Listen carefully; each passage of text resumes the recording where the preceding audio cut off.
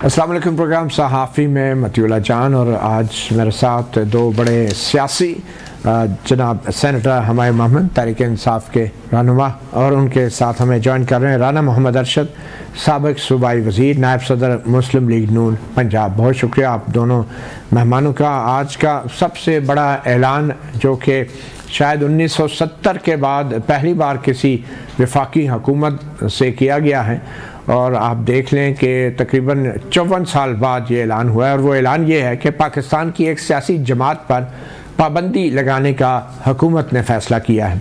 वज़ीर इत्तलात व नशियात जनाब अता तारर ने क्या कहा, आइए आपको सुनाते हैं। फॉरेन फंडिंग इस्टेब्लिश्ड, 9 मई के हमले इस्टेब्लिश्ड, साइफर का केस इस्टेब्लिश्ड, अमेरिका में रेजोल्यूशन इस्टेब्लिश्ड। तो हुकूमत ने यह फैसला किया है, इन तमाम चीज़ों को देखते हुए, सबूतों को देखते हुए वफाकी हुकूमत PTI को बैन करने के लिए केस मूव करेगी। तहरीक इंसाफ पे पाबंदी लगाने जा रहे हैं और हम ये समझते हैं कि आईने पाकिस्तान के तहत आर्टिकल 17 है जो पॉलिटिकल पार्टीज को बैन करने के हवाले से इख्तियार देता है वफाकी हुकूमत को, और ये सुप्रीम कोर्ट में मामला भेजा जाएगा। हुकूमत ने यह फैसला किया है कि तब के सदर आरिफ अलवी, तब के वज़ीर आज़म इमरान नियाजी और तब के डिप्टी स्पीकर कासिम सूरी के खिलाफ रेफरेंस मूव किया जाए और ये आर्टिकल 6 का रेफरेंस जो है ये भी काबीना से मंजूरी के बाद सुप्रीम कोर्ट को भिजवाया जाएगा। तो जनाब राना मोहम्मद अरशद साहब, आपकी नून लीग की हुकूमत को ये अचानक गद्दारी के मुकदमात और फिर PTI पे पाबंदी लगाने का ख्याल एक ऐसे वक्त में क्यों आया जब सुप्रीम कोर्ट ने ये हुक्म दे रखा है कि पार्लियामेंट में PTI को बतौर एक सियासी जमात मखसूस नशस्तें दी जाएंगी? तो पहले आपको ये ख्याल क्यों नहीं आया और इस ऐलान का क्या ताल्लुक़ है मखसूस नशस्तों के सुप्रीम कोर्ट के फ़ैसले पे अमल दरामद के हवाले से? जी बिस्मिल्लाहिर्रहमानिर्रहीम, अल्हम्दुलिल्लाह रब्बिल आलमीन। मैं मतीउल्लाह जान साहब आपका मशकूर हूँ। आप खुद बड़ी फ़हम फ़रासत रखते हैं और हर लेवल पर आपकी, मैं समझता हूँ कि आप हर चीज़ को महसूस करते हैं। सर बड़ी मेहरबानी राना साहब जी। मैं खुद एक पॉलिटिकल वर्कर हूँ।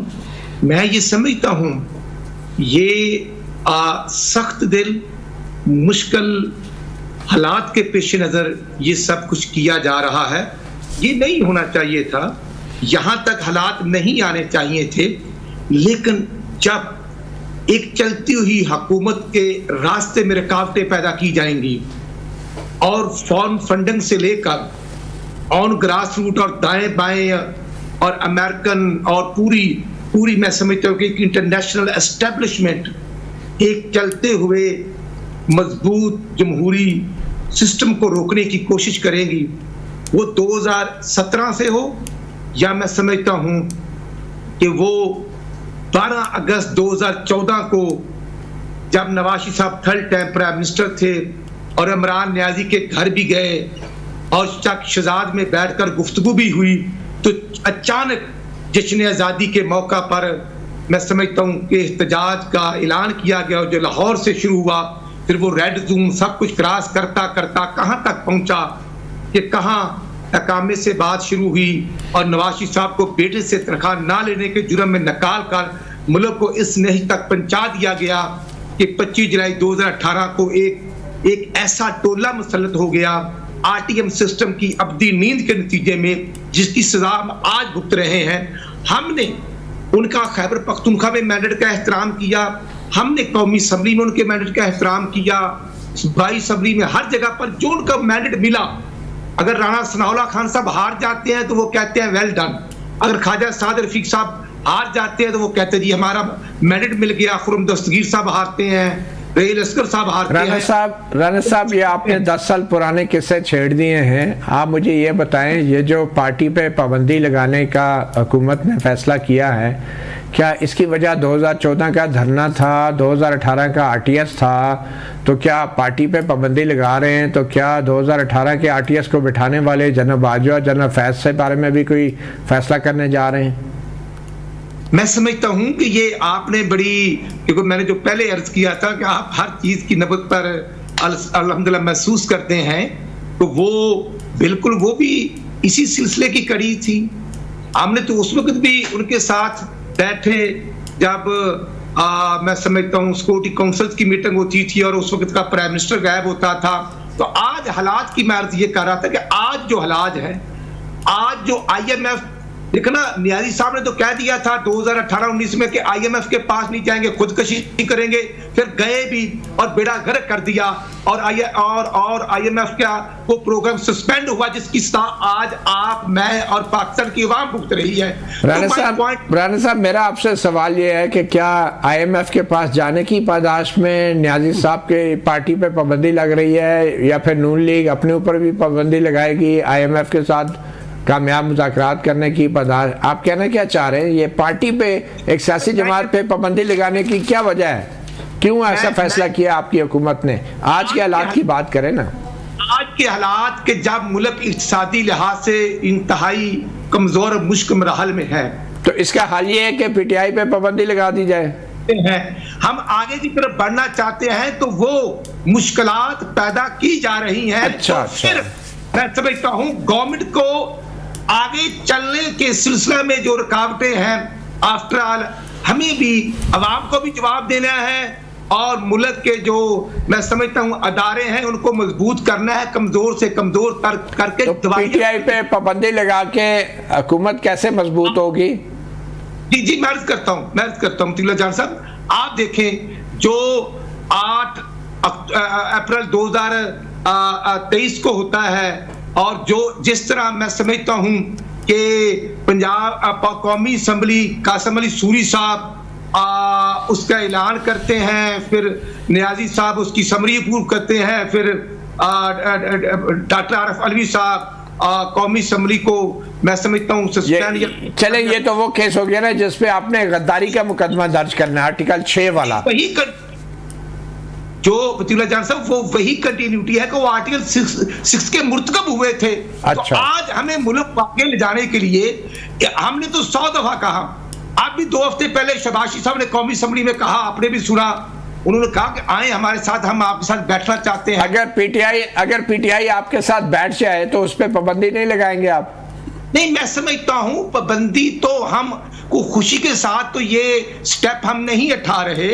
हम तो मौजूदा हालात में जो आप देखें कि डेली अफवाज पाकिस्तान के बेटे शहीद होते हैं, वो आपके भी अजीज हो सकते हैं, मेरे भी हो सकते हैं, कि जो नौजवान बेटे शहीद होते हैं वो भी किसी के बेटे हैं।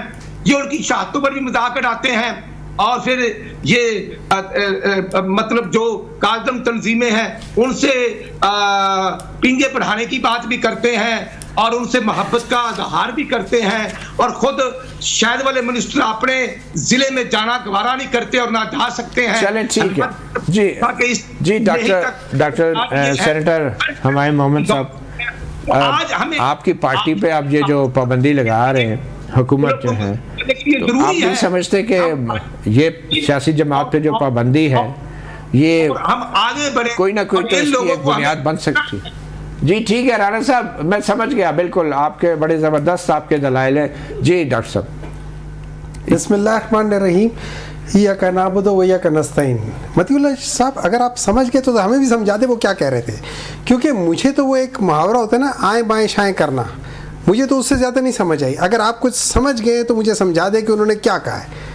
उन्होंने तो कुछ नहीं कहा। आप पूछ रहे हैं कि भाई क्यों वो कर रहे हैं, वो कहते हैं कि जी 2018 में ये हुआ था, फिर आप पूछ रहे हैं कि क्यों हो रहा है, वो कहते हैं 2014 में धरना हुआ था, फिर आप कहते हैं क्यों हो रहे हैं, तो वो कहते हैं। चले अंसारी साहब को थोड़ी देर के लिए हम साइड पे कर दें। ये बताएं कि PTI के हवाले से जो सर अता तारड़ साहब ने इल्जामात लगाए हैं, देखिए अता तारड़ साहब ने जो कहे ना, उन्होंने कहा कि ये इस्टेब्लिश हो गया है, साइफर इस्टेब्लिश हुआ है। उन्होंने कहा कि फॉरेन फंडिंग इस्टेब्लिश हो गई है। क्या इस्टेब्लिश हो गई है?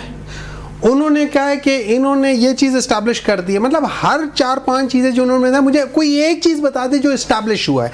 ये लोग झूठ के ऊपर हमेशा से चल रहे थे, झूठ के ऊपर आज भी चल रहे हैं।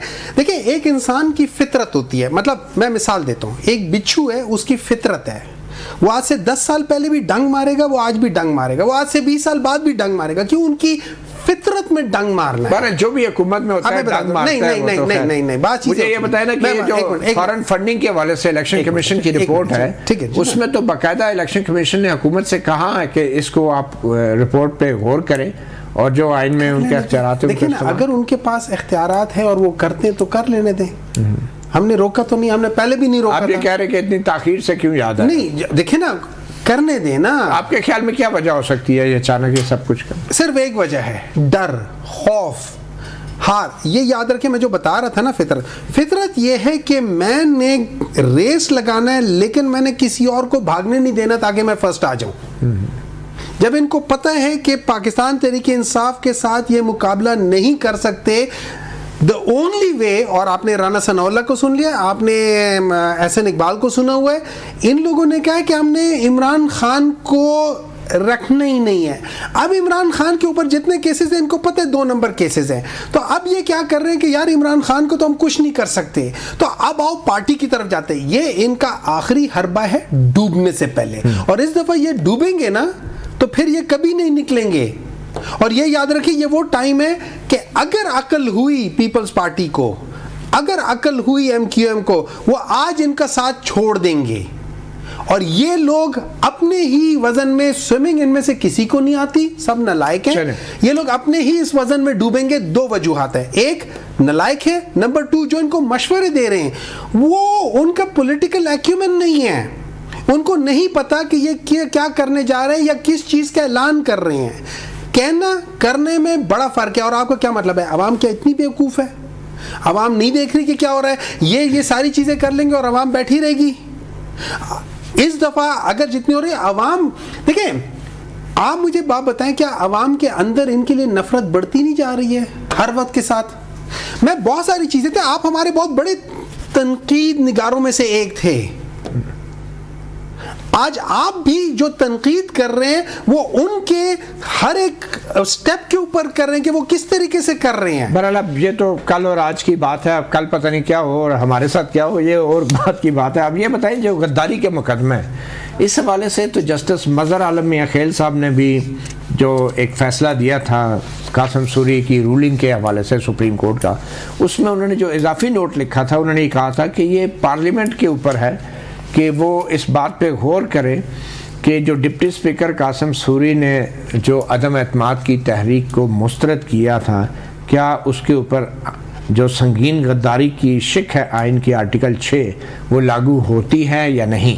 हाँ, तो ये बड़ा संगीन मामला है। कासिम सूरी की रूलिंग जो थी, देखें, वो उनके एक राय थी, हर एक जज की एक राय होती है। चीफ जस्टिस काजी फैज़ ने भी बाद में कहा, कह दे ना, एक जज की राय थी, एक और जज की राय थी, हुकूमत रेफर कर सकती है, हुकूमत की राय है। उसके बाद क्या उसके ऊपर होगा, इतलाक होगा या नहीं होगा, वो बाद में देखा जाएगा। वो तो फिर उसके ऊपर जब डिबेट होगी ना तो फिर हम उसमें देखेंगे ना कि क्या होता है क्या नहीं होता। लेकिन ये कह देना कि इन लोगों ने, जैसे अभी राना साहब कह रहे थे कि इन लोगों ने ये कर दिया वो कर दिया, मैं आपको फैक्ट्स बताता हूँ। फैक्ट ये है कि इंडिया ने कहा हुआ है, इंडियन के मिनिस्टर्स ने कहा हुआ है कि हमने मियां नवाज शरीफ के ऊपर इन्वेस्टमेंट की हुई है। मैं नहीं कह रहा, फैक्ट ये है कि बेनजीर साहब ने कहा हुआ है। मिनिस्टर पे यकीन रखते? नहीं, मैं यकीन नहीं रखता हूं, लेकिन उन्होंने कहा हुआ है ना, बतौर गवाह उन्होंने कहा हुआ है। नहीं, मैं उसको छोड़ देगा, मैं आपको वैसे अगर आप जिस पे यकीन ही नहीं, मैं फैक्ट करता हूं ना, मैं आपको एक में देखिए ना, मैं आपको बता रहा हूं ना, मैं आपको बात चीजें बता रहा हूं, ठीक है? क्योंकि हमारे यकीन नहीं थे तो हमने कभी इसको सीरियसली नहीं, लेकिन बेनजीर साहब टीवी चैनल पे बैठ के, मैं बिल्कुल कह रहा हूं, मैं लोगों को, आप मुझे बात बताएं, बेनजीर साहब ने नहीं कहा था कि इन्होंने टेररिस्ट ऑर्गेनाइजेशन से फंडिंग ली थी 1 बिलियन की या पता नहीं कितने की, कहा है कि नहीं कहा? बात यह है, इमरान खान के ऊपर भी बहुत से सियासतदान इल्जामात लगाते हैं। एक मिनट है, मुझे एक बात बताएं, ये जो डॉन लीक्स था वो क्या था? वो कौन सा प्राइम मिनिस्टर था जो इंडिया जाके कहता था कि ये सब कुछ पाकिस्तान से हो रहा है, नुकसान किस चीज का हो रहा है? अच्छा, नंबर 2, मुझे एक बात बताएं, आप जहां आप पैदा हुए, जहां आपको वहां से एक निस्बत होती है, एक मोहब्बत होती है। आप इंडिया में पैदा नहीं हुए या हुए, जो मर्जी है, आप जिस जगह रह रहे हैं पाकिस्तान में, आप उस इलाके का नाम इंडिया के इलाके के नाम पे रख लें। फिर अच्छा, कल को आप पाकिस्तान, लाहौर का नाम चेंज करके दिल्ली रख लें। डॉन लीक्स और साइफर केस में कोई ज्यादा फर्क तो नहीं है, बनाने वाले तो एक नहीं, एक मिनट है, देखिए साइफर की मुझे बताया एग्जिस्टेंस आज भी, उसकी वर्डिंग आज भी वही है। वो सब लोगों ने कहा हुआ है, उसी तरीके से। वो तो सिर्फ एक हमारे चीफ मिनिस्टर साहब है, वो कहती हैं कि आइंदा से कोई और मुल्क हमें साइफर नहीं भेजेगा, जैसे बुके होता है। एक छोटी सी ब्रेक लेते हैं, ब्रेक के बाद हमारे साथ मौजूद हैं राना मोहम्मद अरशद, साबिक सूबाई वजीर, नायब सदर मुस्लिम लीग नून पंजाब और डॉक्टर हुमायूं। Welcome back. हमें मारूफ कानूनदान और साबिक सदर Supreme Court Bar Association barrister Aitzaz Ahsan ने ज्वाइन किया है। बैरिस्टर साहब, ये बताएं, हुकूमत की तरफ से जो PTI पे पाबंदी लगाने और साबिक सदर और साबिक वज़ीर-ए-आज़म इमरान खान पे गद्दारी के मुकदमा दर्ज करने के ऐलानात किए गए हैं, ये एक ऐसे वक्त में आए हैं जब सुप्रीम कोर्ट ने PTI को बतौर सियासी जमात मखसूस नशिस्तें देने का बाकायदा हुक्म जारी कर रखा है। तो आप कैसे देखते हैं कि ये जो हुकूमती रद्द-ए-अमल है कि सुप्रीम कोर्ट के हुक्म पे अमल दरामद के रास्ते में कोई रुकावटें डालने की कोशिश तो नहीं? सुप्रीम कोर्ट को तो इस वक्त एम्बैरस करने की काफी कोशिश है, क्योंकि आप ये देखें कि काजी फायद ईसा के बैठे हुए और आपने वो तहरीके लबैक पाकिस्तान का धरना भी बुला लिया यहाँ, और वो क्योंकि अब काजी साहब क्या करेगा अगर धरना होता है उधर से, उनका तो बड़ा वाज़ेह ऑर्डर था। तो इसी तरह ये अब कुछ एम्बैरस करना चाहते हैं जुडिशरी को, ताकि वो इनका एक जो इनकी एक गिरफ्त रही है सियासत पे, और सियासत खासकर मुक्तदरा की सियासत पे, इस्टेब्लिशमेंट की सियासत पे, वो गिरफ्त कायम हो जाए। तो ये तो हर किस्म के हरबे इस्तेमाल करेंगे, और इनके लिए जो सबसे बड़ा दर्द सर है, ये मैं आपको बता दूं, वो फॉर्म 45 है। नून के लिए सबसे बड़ा दर्द सर फॉर्म 45 है। वो इनके सहनों में, इनके आंगनों में दबी हुई लाश हर एक MNA MPA जो नून लीग के टिकट से पंजाब से हुआ है, उसकी फॉर्म 45 जो है एक लाश की तरह उसके सहन में दफन है, और उसको उसने हर सूरत कोशिश करनी है वो ना निकले, क्योंकि वो जब निकली थी पिछला एक टेप अपलोड किया था इलेक्शन कमीशन ने अपने ऑफिशियल वेबसाइट पे, तो वो उसमें इतनी काटे और ओवर राइटिंग और इंटरपोलेशन। ये बड़ी अहम बात आपने की है बैरिस्टर साहब, ये बड़ी इंपॉर्टेंट बात आपने की है। अब ये सियासी जमात के ऊपर जब पाबंदी की बात की जा रही है, ये तकरीबन आप देख लें कि 54 साल बाद एक हुकूमत की तरफ से ऐसा ऐलान किया जा रहा है, कैसे देखते हैं आप इसको? मतीउल्लाह, ये कोई चलेगी नहीं, ये उनको वापस खुद ही लेंगे, आप देख लेना। मेरा नहीं ख्याल पाकिस्तान पीपल्स पार्टी इस और मिजाज जिसका आसिफ जरदारी, सदर आसिफ जरदारी वाला हो कि सबको साथ लेके चलना, अल्टीमेटली उनका खाता ही है। तो वो एक्सक्लूजन कभी नहीं मांगता। जो हमारा सदर पाकिस्तान है वो इंक्लूजन मांगता है, इंक्लूसिव है। वो उसकी ख्वाहिश तो होगी सदर जरदारी की कि ये ना वो मतलब है कोई डिस्क्वालिफिकेशन इस तरह ना हो। मैदान सियासत में जो मुकाबला होता रहे, पर इन्होंने मशवरा भी नहीं किया पाकिस्तान पीपल्स पार्टी से, और ये अनाउंस कर दिया है तो हतमी अंदाज में जिस तरह यही गवर्नमेंट है, और उनका जो है ऐलान है तो हुकूमती ऐलान, क्योंकि हुकूमत की जानिब से ये इंफॉर्मेशन मिनिस्टर ने जल्द किया है, और मेरा ख्याल है कि वो भी जल्दबाजी हो गई है, और जो जोश और वलवला दिखाया है इस मामले में अताउल्लाह तारर ने, वो जोश और वलवला कायम नहीं रहेगा मुस्लिम लीग। ठीक है, आप लेकिन ये भी एक हकीकत है बैरिस्टर साहब के, ये अख्तियार तो आइन के मुताबिक वफाकी हुकूमत का है और पीपल्स पार्टी काबीना का हिस्सा नहीं है, और ये फैसला काबीना ने करना है। तो क्या पीपल्स पार्टी रोक सकती है नून लीग को? पीपल्स पार्टी मतलब है, अगर पीपल्स पार्टी साथ नहीं देगी तो मेरा नहीं ख्याल नून लीग इस बात को आगे चलाएगी। मतलब ये मगर ये फैसला पार्लियामेंट ने नहीं करना, ये काबीना ने करना है। नहीं ये तो ठीक है, वो तो फेडरल एग्जीक्यूटिव तो काबीना है, तो उसने अगर किया और पीपल्स पार्टी ने मुखालफत कर दी उसकी, तो फिर तो नून लीग के लिए बड़ा मुश्किल हो जाएगा वो रेफरेंस को आगे चलाना। सही, थैंक यू एतजाज एहसन साहब, सहाफ़ी प्रोग्राम को आपने वक्त दिया। राना अरशद साहब, मैं एक बार फिर आपसे ये जानना चाहूँगा, ये सियासतदान एक दूसरे पे जो गद्दारी के इल्ज़ामात लगाते हैं, जो मुकदमा जनरल मुशर्रफ पे आपकी पार्टी ने बनाया था आइन से संगीन गद्दारी का, आज वही मुकदमा आप इमरान खान पे और साबिक़ सदर आरिफ अलवी पे बनाना चाह रहे हैं। आपको जर्नैल और सियासतदान में कोई फ़र्क नज़र नहीं आता आपकी पार्टी को? मतीउल्लाह जान साहब, हक़ाइक़ वाज़े हैं। मैंने जो अर्ज की कि आपको पता है 8 अप्रैल, 9 अप्रैल और 10 अप्रैल को जो मुल्क के ऊपर गुजर रही थी, आपका आइन है 1973, उसके मुताबिक अदम एतमाद का हक हासिल है अपोजिशन को, और वो आज की अपोजिशन को भी हक हासिल है। और अगर वो इमरान नियाजी के इत्तेहादी थे, काफ लीग, MKM, अख्तर महंगल साहब, जैन बुगटी, तो वो गवर्नमेंट में था तो वो ठीक था। अगर वो साथ छोड़ देते हैं तो वो कहते हैं कि फिर ना पार्लियामेंट रहनी चाहिए, ना हुकूमत रहनी चाहिए, और ना ही मैं समझता हूं कि MNAs MPs का सेटअप बिल्कुल खत्म हो जाए, तो मैं समझता हूं ये मुनासिब नहीं।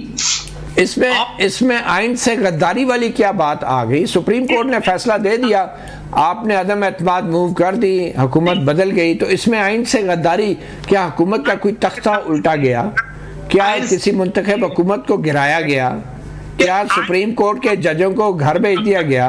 क्या हुआ था ऐसा? जब अदम एतमाद की तहरीक मूव हुई, वो प्रोसीजर अडॉप्ट हुआ और वो मुकम्मल हुआ, तो उन्होंने कह दिया कि ये गैर कानूनी है। डिप्टी स्पीकर कासिम सूरी साहब ने जो प्रोसीजर हुआ वो बिल्कुल गैर कानूनी था, और वो आर्टिकल 6 ही है, उसके मुर्तकब हुए।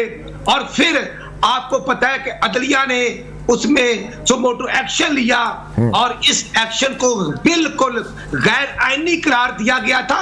तो उसी बेस को हम ले रहे हैं, हमको नया जुर्म या कोई नई अमेंडमेंट नहीं ला रहे, वही जुर्म जो उन्होंने कंडक्ट किया था उसी को हम टेकअप कर रहे हैं, और आज ये कर रहे हैं। ठीक, आज के हालात अच्छा है। राना साहब, राना मोहम्मद अरशद साहब, ये बताएं, ये जनरल मुशर्रफ को क्या सजा मिली थी आइन से संगीन गद्दारी में? मतीला जान साहब, जो कोर्ट ने जनरल मुशर्रफ साहब को सजा दी वो तारीख का हिस्सा है, अमल हो या ना हो, असर हो या ना हो, लेकिन वो एक फैसला तो हुआ, और वो आपके सामने ही है कि जो उनकी सजा सुनाई गई थी वो बाद में सजा मुअत्तल हुई, खत्म हुई, लेकिन वो सब कुछ तो हुआ। वो आपके इल्म के मुताबिक वो सजा खत्म हो गई थी जनरल मुशर्रफ की? मैं समझता हूं जब उस पर फिर ऑनरेबल कुछ और जजेस ने फैसला ले लिया था, तो वो आपके भी नॉलेज में है, लेकिन उस केस की जो सजा है वो मैं हूं, आप हो, कोई सरकारी अफीसर हो, कोई रिटायर्ड हो, कोई हाजिर सर्विस हो, वो आर्टिकल 6 की जो सजा है वो तो खत्म नहीं हो सकती, वो तो आपके आइन में डिफाइन है। ये आपके इल्म के लिए सुप्रीम कोर्ट ने वो सजा बाकायदा बरकरार रखी, और जनरल मुशर्रफ साहब जब उनकी बॉडी लाई गई पाकिस्तान में तो उनको रवायती फ़ौजी एजाज़ के साथ दफनाया गया। वो आइन की किताबों में, सुप्रीम कोर्ट के रिकॉर्ड में वो सज़ा याफ्ता एक मुजरम है, मगर आपकी हुकूमत ने अभी तक उस हवाले से क्या इक़दाम किए हैं जो एक सज़ा याफ्ता मुजरम के हवाले से हुकूमत को करने चाहिए? मैं समझता हूं कि अब हालात के मुताबिक ही हमें चलना है। हाँ, ये बात। और मुल्क को आगे की अब हालात ऐसे हैं कि अब जो है सियासतदानों पे गद्दारी के मुकदमे बनाए जाए, ये हालात हैं। आप नहीं, मैं समझता हूं कि जो बात आपने की है, 21 अक्टूबर को जब मियां नवाज शरीफ साहब पाकिस्तान आते हैं, जो मनारे पाकिस्तान उन्होंने जलसा किया, तो उनका यही पॉइंट ऑफ व्यू था कि हम सबको साथ लेकर चलना चाहते हैं, हमारी किसी से दुश्मनी नहीं, हम आगे लेकर जाना चाहते हैं। और ये बड़ेपन का मुजाहरा 2013 में भी मियां नवाज शरीफ साहब ने दिया था जब खैबर पख्तूनख्वा की गवर्नमेंट को। तो मुझे ये बता दें, आखिर क्विकली ये बता दें, ये जो गद्दारी का मुकदमा दर्ज कराने का फैसला है वफाकी हुकूमत का, और ये जो PTI पे पाबंदी लगाने का फैसला है, मियां नवाज शरीफ इन दोनों फैसलों की तायद करते हैं? मैं समझता हूं कि आज हमारा मरी में इजलास होना था मियां नवाज शरीफ साहब की क़यादत में, लेकिन वो मुहर्रम की वजह से पोस्टपोन हो चुका है। आफ्टर मुहर्रम वो होगा, और बिल्कुल मियां नवाज शरीफ साहब, प्राइम मिनिस्टर साहब, हमारी CWC, हमारी कैबिनेट जो है ऑन बोर्ड होंगे। ये बातें बिल्कुल जो प्रोसीजर है उसके मुताबिक इसको टेकअप किया जाएगा। और जो प्रोसीजर है, प्रोसीजर ये है कि नवाज शरीफ साहब से पूछा जाएगा, उन्होंने हाँ कर दी तो हो जाएगा, वरना नहीं होगा। ये प्रोसीजर है, इंटरनल प्रोसीजर। मैं समझता हूँ वो अलग होता है, पार्टीज का अलग होता है। सही पार्टी की नवाज शरीफ साहब कर रहे हैं। ये बड़ी बात है कि हुकूमत ने इतना बड़ा ऐलान कर दिया और नवाज शरीफ साहब को पूछा तक नहीं है। नहीं, मैंने ये कब कहा? मैंने कहा कि जो मीटिंग होनी थी, जो इजलास होना था, वो नहीं हुआ, पोस्टपोन हो गया। चलें, ठीक है। अब जरा सेनेटर हुमायूं साहब की तरफ जाना चाहेंगे। सेनेटर हुमायूं साहब, देखिए, आप कहते हैं कि जो डॉन लीक्स थी वो गद्दारी थी, आप यही कहते हैं ना? आपका मौक़िफ़ ये था PTI का? नहीं, मैं ये कह रहा हूँ कि देखें, वो गद्दारी थी। वो सारी जो थी ना, गद्दारी से ज्यादा वो पाकिस्तान को डैमेज करने वाली असर चीजें वो थी। आप ये कहते हैं कि वो गद्दारी थी? मतलब मैं गद्दारी नहीं कहूंगा, लेकिन मैं कहूंगा उसने पाकिस्तान को डैमेज किया है इंटरनेशनली, और उसकी साख को बहुत ज्यादा नुकसान पहुंचा। मतलब आप लोग उसके गद्दारी के जुमरे में उसको नहीं लाते? मतलब मैं उसको गद्दारी में नहीं लाऊंगा, लेकिन मैं ये जरूर कहूंगा कि उससे जाके आपको समझ आए कि हमेशा से ये कहते थे। तो आपकी पार्टी तो डॉन लीक्स के ऊपर बड़ा उन्होंने शोर नहीं, डॉन लीक से गद्दारी है, मुल्क से गद्दारी है, हाई कोर्ट में रिटर्न दायर हुई, मुकदमे भी दर्ज हुए, और आप लोगों ने सपोर्ट किया आपकी पार्टी ने। ना, हम इस पे जरूर है कि उससे मुल्क को नुकसान जरूर हुआ है। लेकिन आप PTI की, मैं आज भी कहता हूँ नुकसान हुआ है, मैं तो आज भी कहता हूँ उससे नुकसान कब। अच्छा, अगर डॉन लीक से नुकसान हुआ है तो फिर साइफर से भी तो हुआ है ना? साइफर से क्या? सारी दुनिया आपसे कट ऑफ हो गए, आइसोलेट हो गए। कौन अमेरिका आपका दुश्मन हो गया, कट ऑफ हुआ? IMF ने आपसे बात करना छोड़ दी थी। इनमें से किसी ने कुछ नहीं करा। IMF ने बात करना छोड़ी होती तो आज KP वालों से बात ना कर रहे होते ना। अच्छा। IMF वालों ने किया होता। देखें, अगर आप चले जाए एक दफा और इंडिपेंडेंटली चले जाए, अगर आप 2022 में चले जाए, अगर ये नालायक, ये पाकिस्तान डिस्ट्रक्शन मूवमेंट वाले ना आते, तो वो पार्टी जिसने 2 कंसेक्यूटिव ईयर्स 6 GDP को टच किया, अगले साल उन्होंने 7 को टच करना था। मैं आपसे डॉन लीक से पूछ रहा था कि आपके ख्याल में वो गद्दारी नहीं थी ऐसा? मेरे ख्याल में वो, अगर आप मुझसे पूछते, मेरे ख्याल में वो एक बहुत बड़ा, वो एक गलत काम था जो पाकिस्तान की साख्त के लिए अच्छा। वो आर्टिकल 6 वाला काम नहीं था मेरी नजर में, वो आर्टिकल 6 वाला नहीं था, लेकिन वो काफी ज्यादा पाकिस्तान को नुकसानदेह चीज थी। चलें, एक छोटी सी ब्रेक लेते हैं, और ब्रेक के बाद हमारे साथ मौजूद हैं सेनेटर हुमायूं मोहम्मद और राना मोहम्मद अरशद।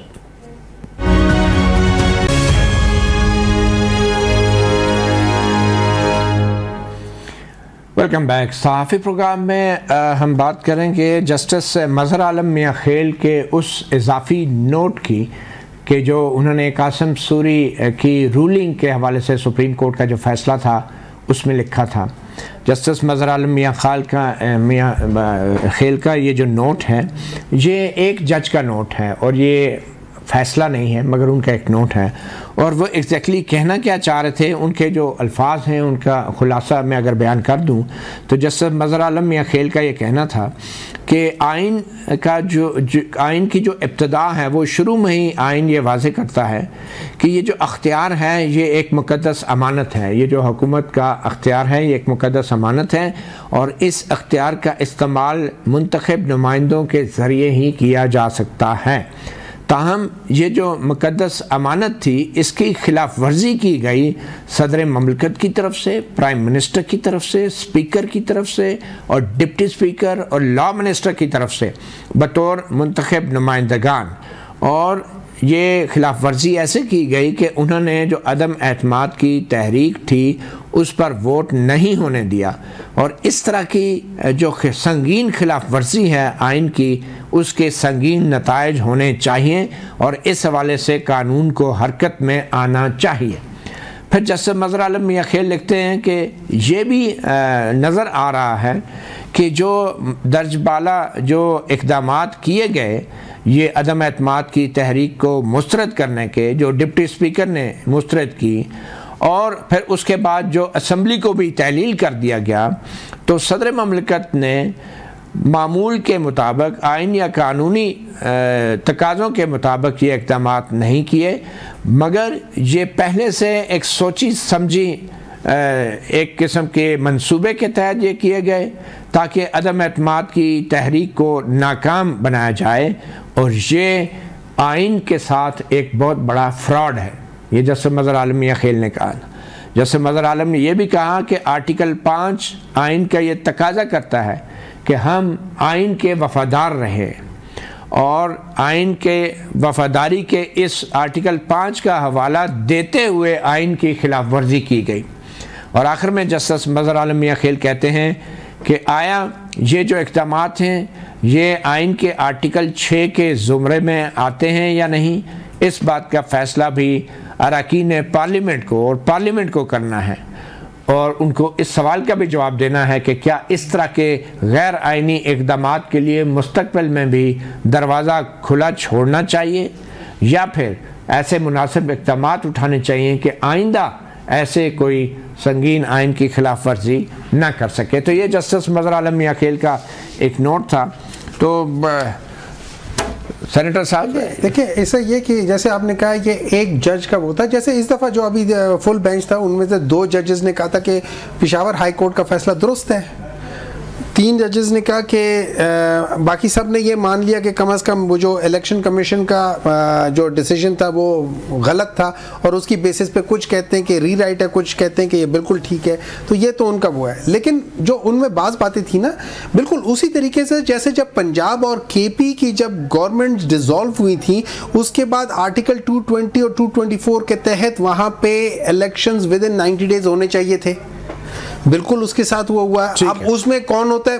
अच्छा, उसके बाद फिर ये याद रखिए, अभी रिसेंटली बात है आर्टिकल 60 जो सेनेट जो था वो कंप्लीट नहीं था, ठीक है, उसके बावजूद सेनेट में आपने चेयरमैन के इलेक्शंस करवाए, ये आर्टिकल 60 की वायलेशन है। चलें, ये बात तो इस तरफ भी आएंगे, लेकिन फिलहाल तो मैं आप, क्योंकि एक जज ने ये नोट लिखा है इसलिए आपको कोई फर्क नहीं पड़ता। एक जज ने जज साहब ने बातें की हैं, उन बातों की अहमियत जरूर है। नहीं, हर बात की अहमियत होती है। अरशद साहब, मैं आपकी तरफ आना चाहूँगा। बैरिस्टर एतजाज अहसन साहब ने भी जिक्र किया कि अब ये फैज़ाबाद में एक धरना आ गया है, तो ये धरना आपकी हुकूमत ने इसकी जो इजाज़त दी है, ऐसी इजाज़त जो कभी किसी सियासी जमात को नहीं दी गई फैज़ाबाद में धरना करने की, तो इसके लिए आपकी हुकूमत ने किस तरीके से ये इजाज़त दे दी है और कैसे ये यहाँ तक ये धरना हुआ है? अतीउल्लाह जान साहब, बिल्कुल उनके साथ गवर्नमेंट के डायलॉग हो रहे हैं, और उनके जो इश्यूज हैं फ़लस्तीन के मतलब और जो दूसरे इश्यूज हैं वो बिल्कुल वही मतलब उन्हीं पर गुफ्तगू की जा रही है, और हमारी कोशिश है कि उनके मुतालबात जो जायज़ हैं। मतलब आप ये कह रहे हैं कि ये जो धरना है ये गैर कानूनी है और आपकी इजाज़त के बगैर ये हो रहा है यहाँ पे?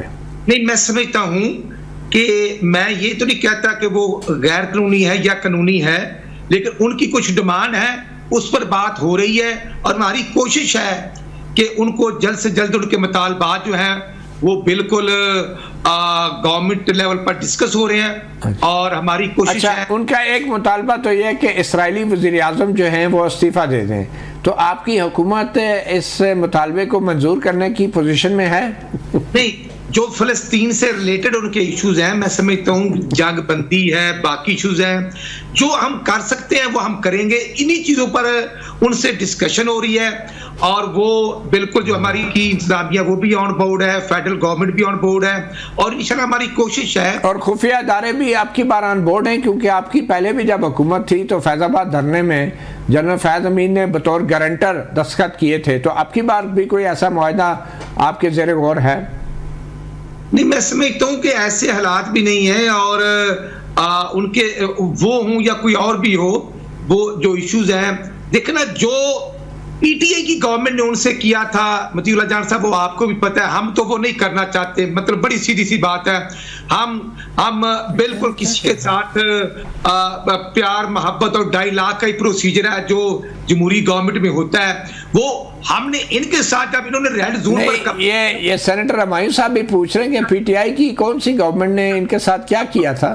उस वक्त भी हमने डायलॉग किए थे, वो रियासती अदारे जो है उन्होंने कोई वहां पर अपनी डेट को कायम करने के लिए खुदा न खास्ता कोई और तरीका नहीं अपनाया था, ये भी अपनी मर्जी से उठकर गए थे ये न्याजी साहब का टोला जो है। तो आज मैं सिर्फ अर्ज ये करूंगा कि कहां पे 190 मिलियन पाउंड में ये लोग ये पकड़े जा चुके हैं। चाहे मैं समझता हूं, मैं मुनासिब नहीं समझता, लेकिन वो खबर मालेका साहब वाला जो केस है वो भी को हम तो मूवर नहीं है ना। आप देखना कि ये माशाल्लाह कैसे तक में सजा रहे हैं कि 70-75 साल की उम्र हो। ये खबर मानिका साहब वाले केस की वजह से तो गद्दारी का मुकदमा नहीं दर्ज कर रहे पीटीआई की क़यादत पे? नहीं, मैं समझता हूं कि जो उन्होंने किया है, देखना ये तोशा खाना वाले हमने तो नहीं अरबों रुपए के तोहफे दाएं बाएं।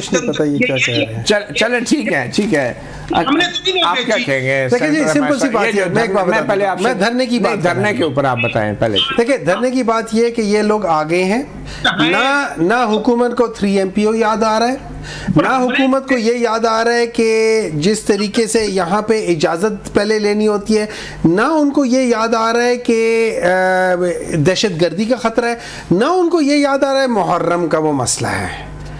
हर वो चीज़ जो मुहर्रम से पहले पाकिस्तान तहरीक इंसाफ अगर कोई जलसा करना चाहती थी तो इनको कह रहे थे कि नहीं 2-3 दिन बाद मुहर्रम है। उस वक्त इनको ये नज़र आ रहा था कि इस वक्त हालात इतने ख़राब है वो उसके लॉ एंड ऑर्डर के कि आप करोगे तो तबाहियाँ हो जाएंगी। इधर इनको याद नहीं आ रहा। फिर उसके बाद जो लोग थे उनको उठाया जा रहा था 3 MPO के तहत। यहाँ पे इनको कुछ नहीं आ रहा। आपके ख्याल में ये धरना क्यों किया जा रहा है?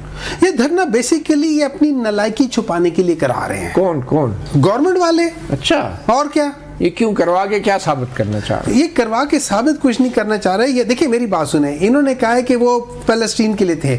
जब सेनेटर मुश्ताक साहब वहां पे थे और उस वक्त थे जिस वक्त उरूज पे था, उस वक्त इन्होंने उनके साथ क्या किया था?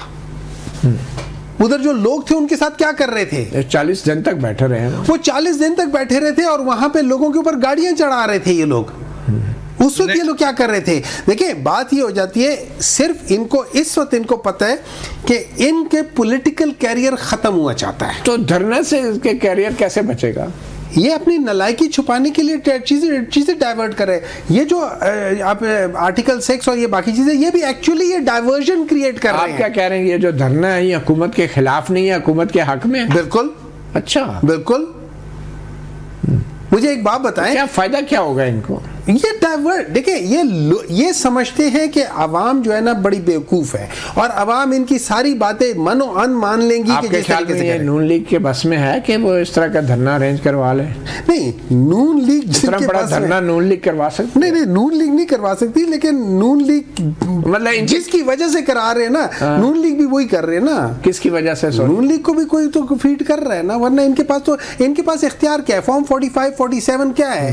ये वो लाशें जो अब बदबू दे रही हैं और बदबू आ रही है इन सब से। चलें आप ये बताएं, इन सब लोगों से इस वक्त बदबू आ रही है। एतजाज साहब भी कह चुके हैं। आप ये बताएं, मखसूस नशस्तों के हवाले से जो सुप्रीम कोर्ट ने फैसला दिया है, कितने लोग ने अपना एफिडेविट जमा करा दिया पीटीआई? मेरे ख्याल में 4-5 के अलावा सबने करा दिया। अच्छा, वो 4-5 क्यों नहीं? उनमें से 2-3 तो शायद आजकल कुछ समझ नहीं आ रही कहाँ है। ठीक है, गायब है। तो फॉरवर्ड ब्लॉक बन रहा है आपके? फॉरवर्ड ने मुझे एक बात बताएं, आप पॉलिटिकली ओरिएंटेड बंदे हो, आप पॉलिटिक्स में हो, आप आज के दिन में आप पीटीआई, इन सब चीजों के बावजूद आपने 2 साल पीटीआई के साथ गुजार लिया है, उन सब चीजों गुजर गए, उन स्टेजेस से गुजर गए, जीत गए।